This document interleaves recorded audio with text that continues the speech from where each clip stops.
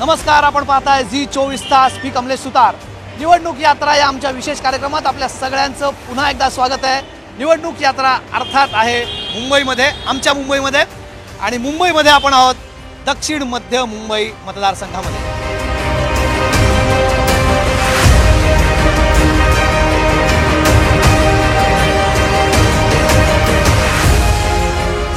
दक्षिण मध्य मुंबई मतदारसंघ हा अनेक गोष्टींसाठी विशेष आहे. सगळ्यात महत्त्वाची या मतदारसंघाची विशेषता, याचं वैशिष्ट्य म्हणजे अर्थातच शिवसेना भवन, जिथे आपण सध्या आता आहोत. शिवसेना भवन हा याच मतदारसंघामध्ये येणारी ही वास्तू आहे. आता शिवसेना भवन एक आहे, शिवसेना मात्र दोन आहेत. मुंबईमध्ये अनेक ठिकाणी शिवसेना विरुद्ध शिवसेना अशी लढत होते. अर्थात धनुष्यबाण विरुद्ध मशाल अशी लढत अनेक ठिकाणी बघायला मिळते. त्यातला सगळ्यात महत्त्वाचा, सगळ्यात हाय प्रोफाईल मतदारसंघ जो कुठला असेल तर तो आहे दक्षिण मध्य मुंबई मतदारसंघ. शिवसेना भवन इथे आहेच. या मतदारसंघामध्ये धारावीसारखा मतदारसंघ आहे, ज्याला आशिया खंडातली सगळ्यात मोठी झोपडपट्टी म्हणून ओळख आहे. त्याच्या रिडेव्हलपमेंटचा मुद्दा सगळ्यात महत्त्वाचा इथे आहे. सोबतच या मतदारसंघांमध्ये राज ठाकरे यांचं घरसुद्धा आहे. याच मतदारसंघामध्ये माटुंगा, दादर, शिवाजी पार्क, माहीम सारख्या काही उच्चभ्रू वस्ती देखील आहे. त्यामुळे वेगवेगळ्या डायव्हर्सिटी असणारा हा मतदारसंघ आहे. या मतदारसंघातल्या मतदारांचं काय नक्की म्हणणं आहे हे आपण जाणून घेणार आहोत. दोन्ही उमेदवारांना आपण भेटणार आहोत. धारावीत जाऊन तिथल्या रॅपरशी बोलणार आहोत. काय म्हणणं आहे दक्षिण मध्य मुंबईतल्या मतदारांचं जाणून घेऊया आजच्या निवडणूक यात्रेमध्ये.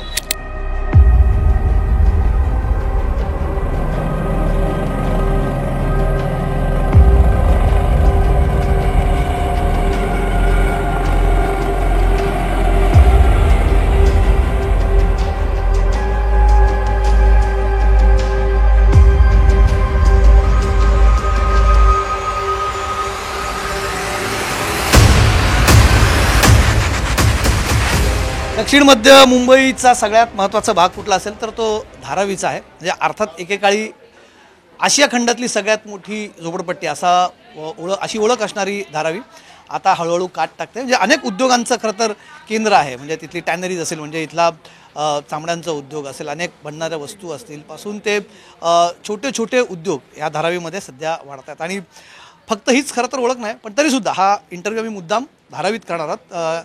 सध्याचे विद्यमान खासदार आणि शिवसेनेचे इथले उमेदवार राहुल शेवाळे आपल्यासोबत आहेत. राहुलजी, खूप खूप स्वागत आहे. तुम्ही निवडणूक यात्रेमध्ये आमच्या सहभागी झालात. धारावीत आम्ही विशेष करून यासाठी आलो आहे. मी आताच सांगितलं की धारावी खरं तर ओळख नाही, पण धारावीची एक नवीन ओळख पण होऊ पाहते. आणि दुसरीकडे हा मुद्दा थोडासा निवडणुकीसाठी कॉन्ट्रोवर्सीचा पण मुद्दा आहे. धारावीसाठी तुमचं काय विजन आहे? धारावी, जसं आपण सांगितलं की धारावीची जी जुनी ओळख आहे ती जुनी ओळख पुसून आम्हाला नवीन ओळख द्यायची आहे. एक आधुनिक धारावी, एक आधुनिक वसाहत आणि एक आधुनिक व्यवसाय केंद्र, ही धारावीची आम्ही आता नवीन ओळख या ठिकाणी देणार आहोत.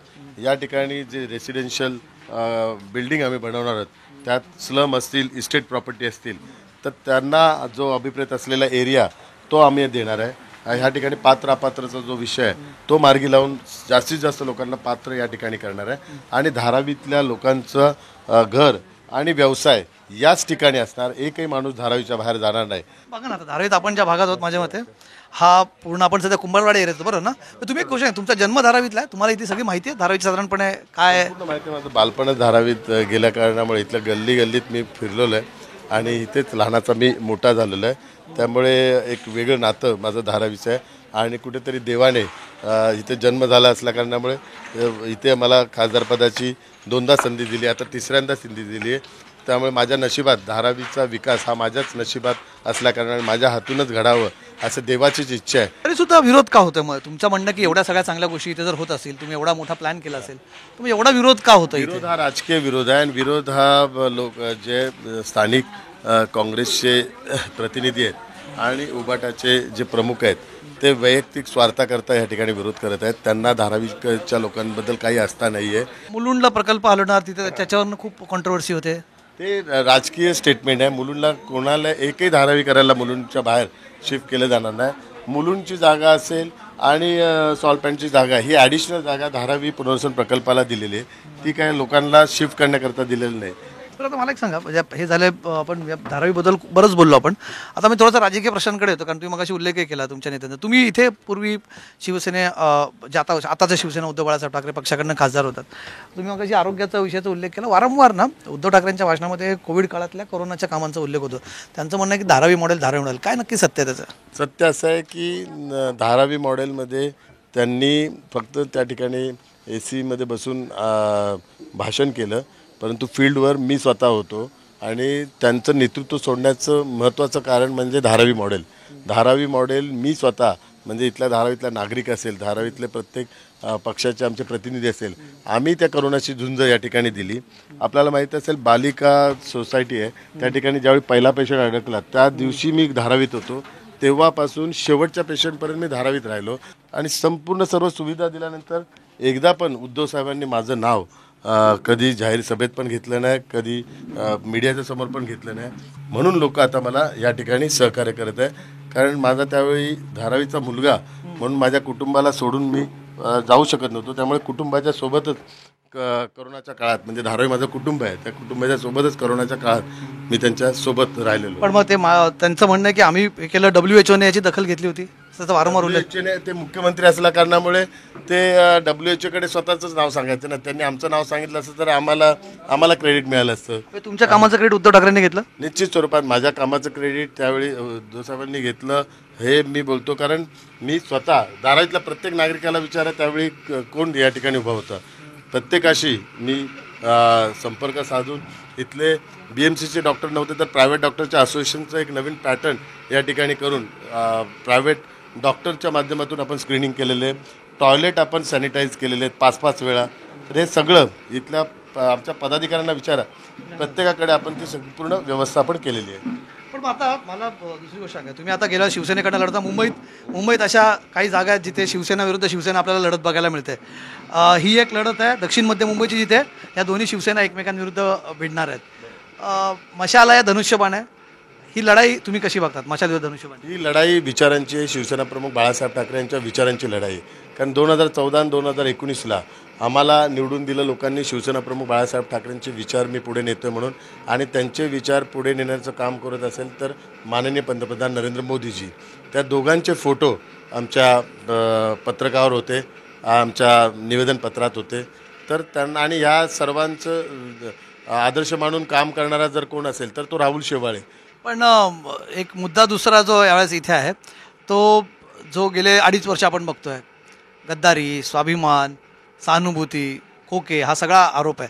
हा निवडणुकीत सुद्धा वापरला होता तुमच्या विरोधात? माझ्या विरोधात एकाही कोणीही तो शब्द वापरलेला नाही आहे.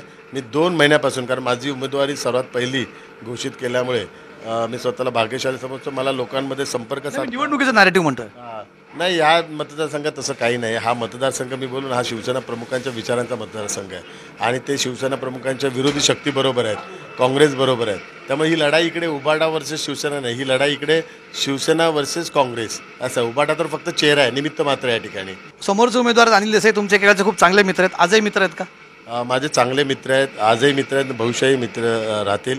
त्यांचं चांगले व्यक्तिमत्व आहेत ते, आणि आमचा एक कौटुंबिक संबंध त्यांच्यासोबत होते, भविष्यात पण राहतील. परंतु ही लढाई विचारांची लढाई, ही एका व्यक्तींची लढाई नाही. व्यक्तिगत काय माझे ते शत्रू नाही आहे, पण आम्ही विचारांकरता लढाई लढतोय. तुमच्या मतदारसंघामध्ये शिवसेना भवनसुद्धा आहे, त्यामुळे असं अनेकांचं एक म्हणणं आहे की शिवसेना भवन जिथे तिथला खासदार कोण असावा, म्हणजे ठाकरेंच्या घरातला असावा, ठाकरेंच्या उबाटा पक्षाचा असावा, की शिवसेना जी तुम्ही आता म्हणताय की आम्ही विचाराने पुढे घेऊन जातो त्या शिवसेनेत ज्या विचाराने घेऊन जातो त्याचाच. कारण इथे शिवसेनेचा भगवा आणि धनुष्यबाण हे चिन्ह खूप पवित्र आहे आणि आमच्या आयुष्यात त्या चिन्हाचा आणि त्या शिवसेना प्रमुखांच्या विचारांचं खूप महत्त्व आहे.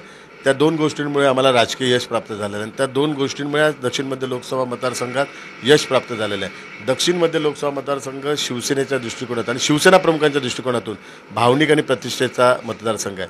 त्यामुळे आम्ही सर्वांनाच हेच सांगतो की धनुष्यबाणावर बटन दाबून आपण शिवसेना प्रमुख बाळासाहेब ठाकरे यांना अभिवादन करा आणि त्यांना हा मतदारसंघ जिंकून देऊन त्यांचं स्वप्न पूर्ण करा आणि त्यांना श्रद्धांजली अर्पित करा. खूप खूप धन्यवाद राहुलजी, तुम्ही वेळ दिला आम्हाला आणि या सगळ्या तुमच्या प्रचाराच्या बिझी शेड्यूलमध्ये तुम्ही आमच्यासोबत आलात. धारावीसाठी तुमचं विजन काय ते सांगितलं, त्याबद्दल तुमचे खूप खूप आभार.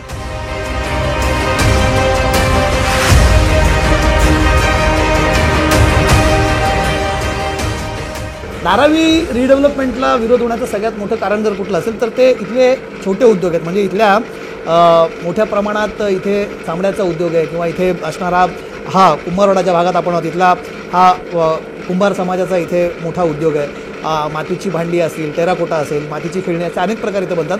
इथे जर रिडेव्हलपमेंट झालं तर मग इथल्या उद्योगांचं काय, असा प्रश्न अनेक जण इथे उपस्थित करतात. आमच्या उद्योगांचं काय होईल, आमच्या भवितव्याचं काय होईल, असाही प्रश्न इथे उपस्थित केला जातो. हा सगळ्यात मोठा इथल्या विरोधाचा हा भाग आहे. पण हे उद्योग शिफ्ट होतील का, या उद्योगांना पुन्हा नवी झळाळी मिळेल का, हा प्रश्न उपस्थित करून खरं तर हा विरोध केला जातो आहे. आपण तसं बोलता बोलता एक चांगला प्रयत्न केला आहे, एक बऱ्यापैकी आपण इथे कलाकृती बनली. पण आता हा विरोध नक्की कुठे जाईल, या विरोधाला फक्त राजकीय विरोध म्हणायचं की खरंच या उद्योगांची काळजी आहे, हा या निवडणुकीत मुख्य मुद्दा इथे असणार आहे.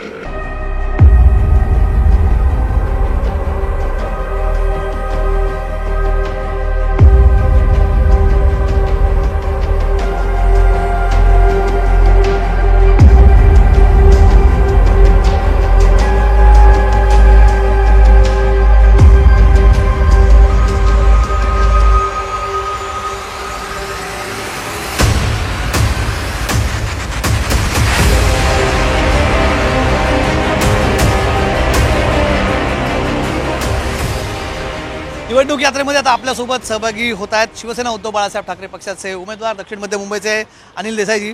राज्यसभा आणि आता लोकसभेची निवडणूक, हा तुम्ही पहिल्यांदाच माझ्या मते अशी निवडणूक लढवत आहे. हो, लोकसभेची निवडणूक मी स्वतः म्हणून लढवतो, पण इतरांसाठी निवडणूक खूप पहिल्यापासून मीच लढत आलेलं आहे.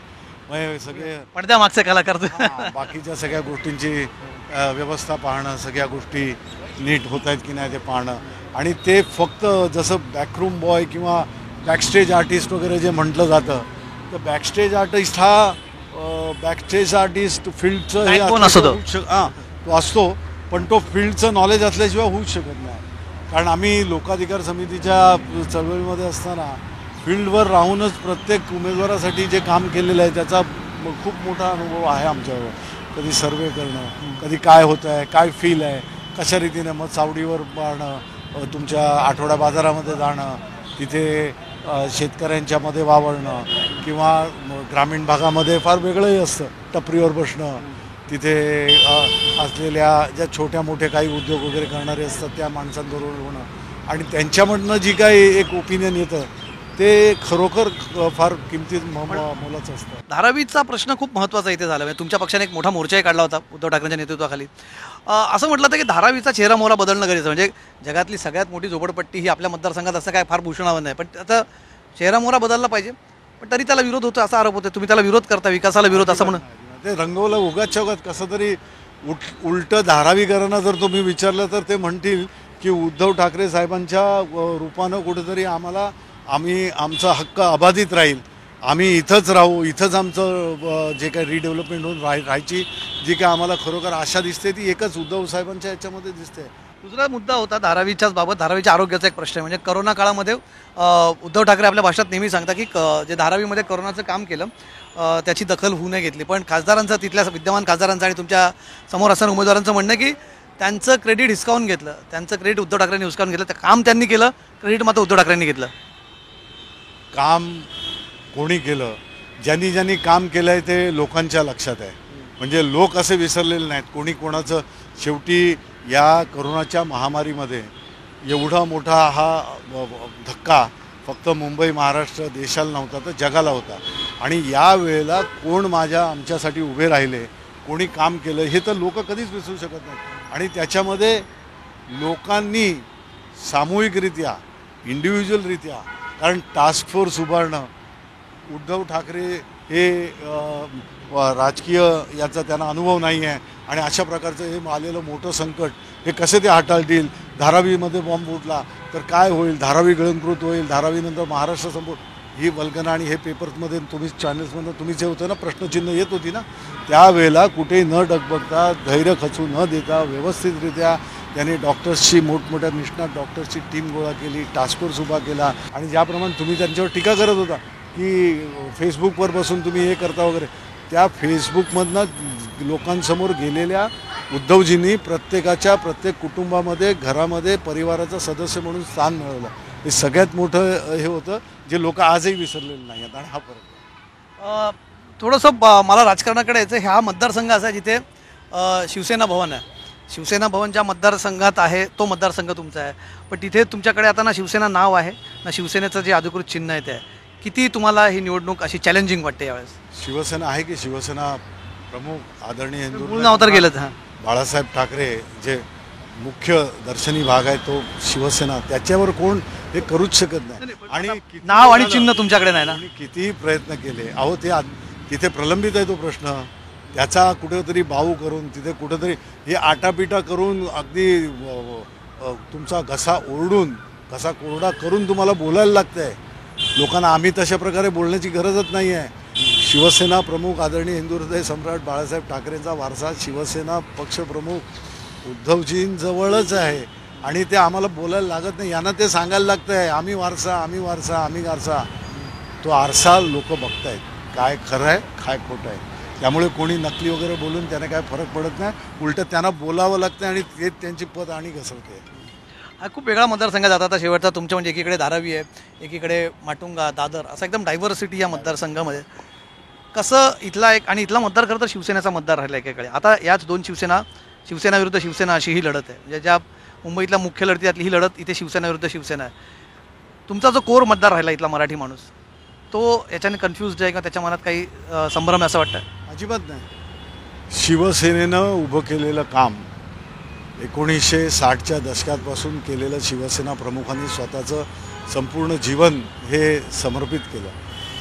त्यांनी केलेलं काम त्या याने सुरू असलेलं काम या सगळ्या गोष्टी मराठी माणसासाठी इथल्या भूमिपुत्रांसाठी स्थानिकांसाठी महाराष्ट्राच्या स्थैर्यासाठी मुंबईच्या प्रगतीसाठी मुंबईमधनं जो सगळ्यात जास्त कर रूपाने जो काय आपण निधी केंद्राला जातो त्याच्यामधनं आम्हाला मुंबईला महाराष्ट्राला परत काय मिळतं आमच्या प्रगतीसाठी आमच्या इन्फ्रास्ट्रक्चर डेव्हलपमेंटसाठी आमच्या एकंदरीत प्रगतीसाठी काय मिळेल हे विचारणारे प्रश्न हे उद्धवजी स्वतः बाळासाहेब तर त्यावेळेला संपादकीय याच्यामध्ये विचारतच होते सामनातनं. आणि या बाळासाहेबांच्या प्रत्येक भाषणांमध्ये बघा की मुंबई सगळं आम्ही एवढं देतो आम्हाला काय मिळतं.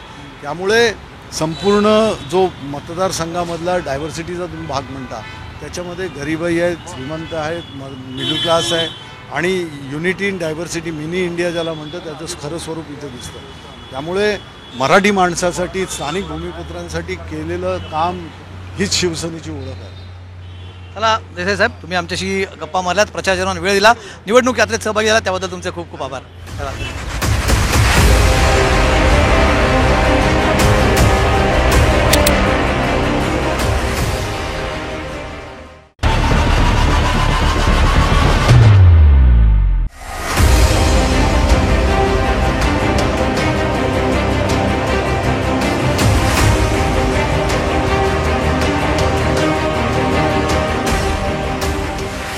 गली बॉय पिक्चर आठवत आहे तोच आपला टाईम आहे गावाला. त्याच्याने एक धारावीला वेगळी ओळख मिळाली होती.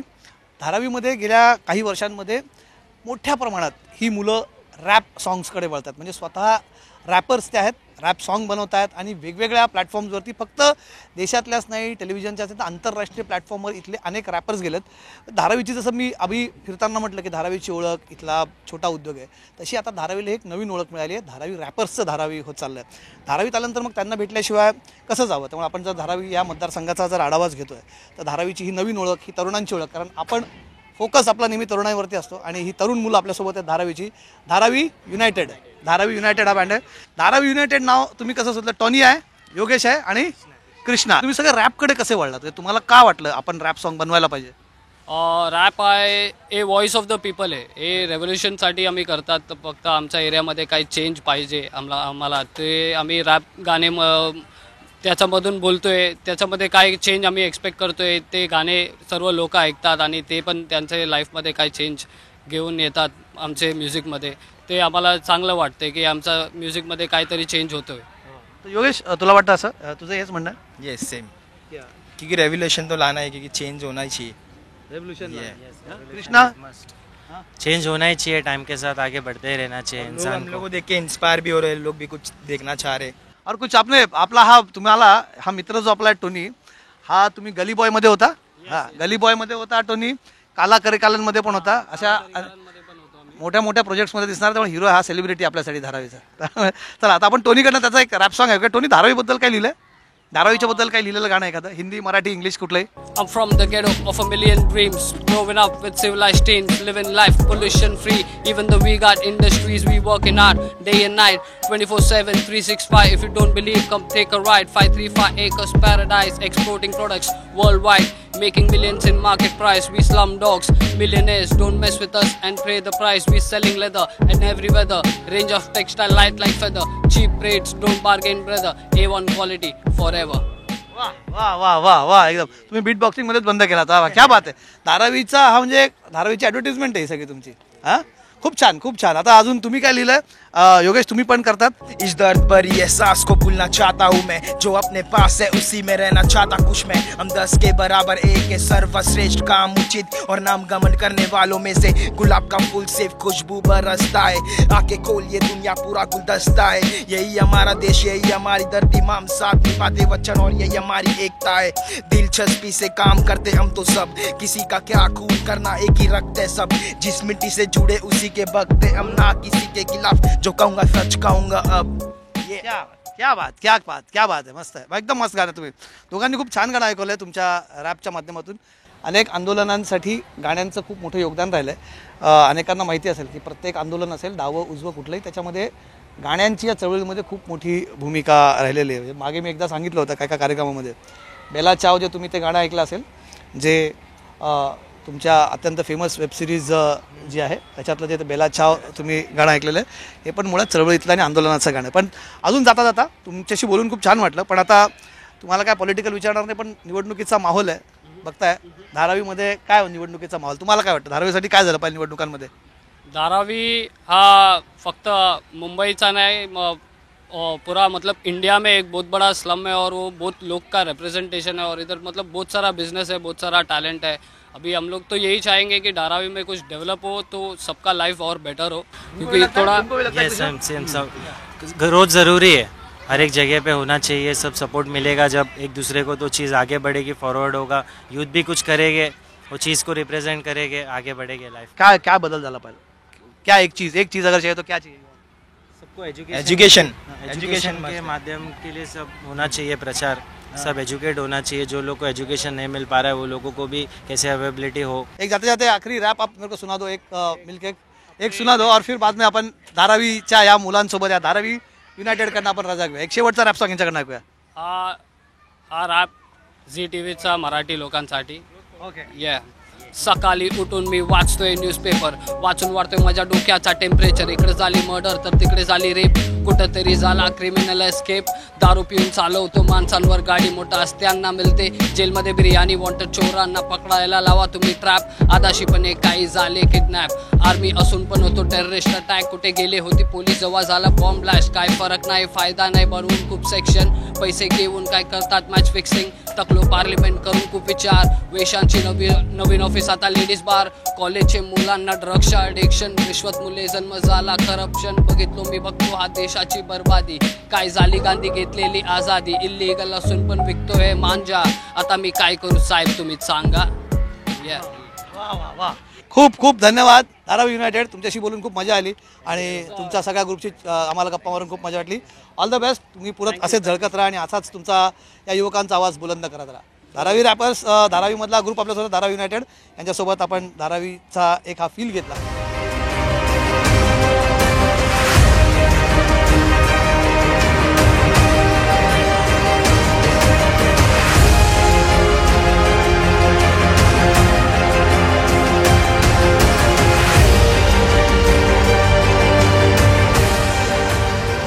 शिवाजी पार्क मैदानावरती आहोत. हाही या महत्त्वाचा भाग आहे, क्रिकेटची पंढरी आहे. अनेक ग्रेट खेळाडू, सचिन तेंडुलकर सारखे ग्रेट खेळाडू या मैदानावर तयार झालेत आणि आपण मागे महायुतीची सभा होणार आहे शेवटची प्रचाराची, त्याची तयारी सुरू आहे. आणि इथे काय मुलं खेळतात आणि क्रिकेट खेळायला आलो. थोडासा आपल्यालाही क्रिकेट खेळायचा मोह आवरत नाही. मी तुमच्यासोबत क्रिकेट खेळू शकतो का?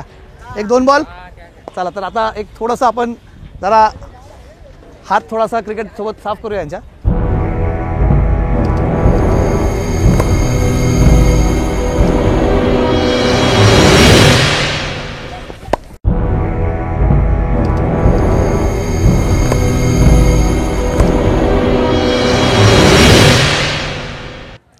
जाता जाता शेवटी नेहमीसारखा एक किस्सा शिवाजी पार्क मैदानात आहे म्हणून इथल्या संबंधित एक किस्सा सांगतो. या शिवाजी पार्क मैदानामध्ये शिवसेनेची स्थापना झाली होती. बाळासाहेब ठाकरेंनी जेव्हा पक्षाची स्थापना केली होती तेव्हा त्यांचे वडील प्रबोधनकार ठाकरेंनी शिवसेना हे नाव दिलं होतं आणि माझा बाळ मी महाराष्ट्राला देतोय असं त्यांनी या इथल्या सभेत सांगितलं होतं. पण पुढे सगळ्यात पहिल्यांदा म्हणजे त्याच्यानंतर शिवसेनेत काही वेळा बंड झाली, काही बंड यशस्वी झाली, काही लोक बंड करून दुसऱ्या पक्षात गेली. पण सगळ्यात महत्त्वाचं जे बंड होतं ते होतं राज ठाकरेंचं.